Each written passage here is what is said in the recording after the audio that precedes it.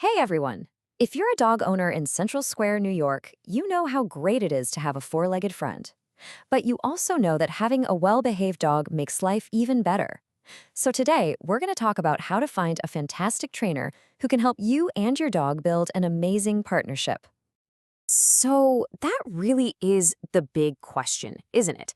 There are a lot of trainers out there. How would you find the one who's a perfect match for your dog, for your lifestyle, and for living right here in our area?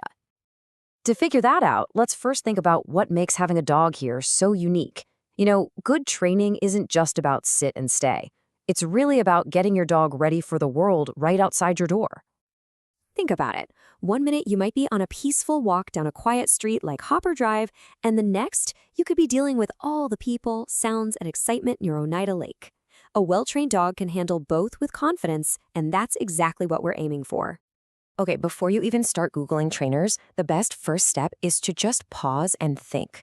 Getting really clear on your own goals is what sets you up for success from the very beginning. Let's start with your pup. What's the main thing you're trying to solve? Do you have a brand new puppy who needs the basics, like potty training and meeting other dogs?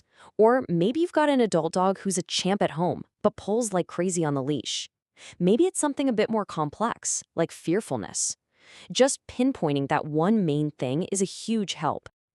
And then, what about you? Your own schedule is a huge piece of the puzzle. Would private lessons at your home be the most convenient, or are you looking for group classes so your dog can be around other dogs? If you have a really packed schedule, something like day training might be the perfect fit. All right, so now that you know what you're looking for, it's time to start looking at the trainers themselves. Let's talk about two of the best ways to tell if a professional is the real deal: the methods they use and the credentials they hold. You're going to see this term a lot: positive reinforcement. And really, it's a pretty simple idea. It just means you focus on rewarding the behaviors you want to see more of. It turns training into a fun game for your dog and helps you build a relationship based on trust, which is what we all want. Okay, let's talk about all those letters you might see after a trainer's name. It can be a bit of an alphabet soup, right? But here's the thing: dog training is an unregulated industry. Anyone can call themselves a trainer. So these certifications are a really good sign that someone has invested in their education and is committed to what they do. A CPDT, for instance, has passed a tough test, and a CBCC-KA has specialized knowledge for trickier issues like serious anxiety. So, with all that in mind, you're ready to start making a short list. It's time to switch from just doing research to actually taking some action, and we've got a simple plan for that. Here it is, just a simple four-step process. First, check for those credentials we just mentioned and read some online reviews. Next, get ready to ask some key questions. Then, compare the costs. And finally, set up a call or a meeting to see if you click. When you do talk to a trainer, it helps to be prepared. You'll definitely want to ask what methods they use, but also ask how they'll tailor their plan to your life and your dog. It's also really helpful to know how you'll track progress and what you'll need to work on between your sessions.